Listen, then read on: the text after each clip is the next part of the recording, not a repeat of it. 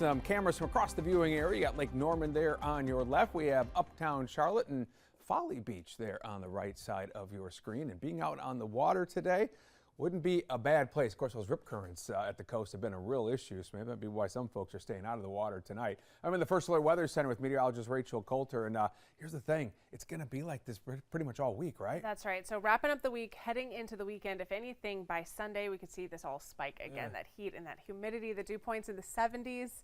That is going to be noticeable because we weren't in the 70s with those dew points today. Temperatures, though, were hot even without that. 99 degrees was our high temperature in Charlotte, making it the hottest day of the year so far. I think I'm most impressed, though, by our neighbors in Raleigh. 103 degrees. Our feels like temperature didn't even make it that high in Charlotte. Just so hot out there across the Carolinas, and that's going to continue to be the case. So first alerts in place for a couple of days going forward just as a result, as those feels like temperatures push the 100-degree mark once again, if not even higher. Again, Sunday looking to be not only the most hot and humid day of our 7-day forecast, likely the stormiest as well.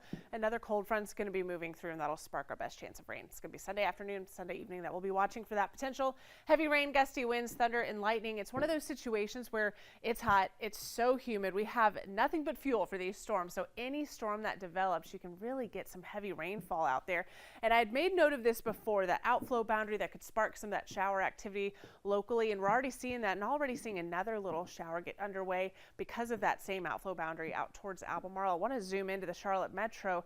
Had some strong winds with this, like a little microburst that went out towards Oakdale and right along 77 south of the North Lake Mall. Now seeing heavy rain, some gusty winds east of Huntersville, north of 485, with a few sprinkles on the windshield, about to pass right over 45 east of University City and a little bit closer to Mint Hill and Matthews. So an isolated downpour or two still going to be possible. This is why we have low wind rain chances in the forecast. Most of the area dry, but you could be the one that sees some of that heavy rainfall develop overhead.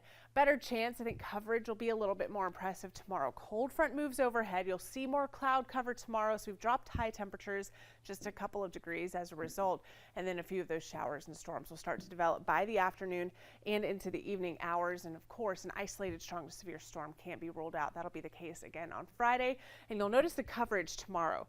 Friday. That's what we're expecting by Saturday as well, and then the coverage will pick up by Sunday. Better chance of running into some of those showers and storms by the second half of the weekend. Temperature-wise, starting off in the mid-70s, topping out in the low to mid-90s here the next few days. It is going to be so humid that even with high temperatures, the low to mid-90s feels like temperatures will be close to 100 degrees.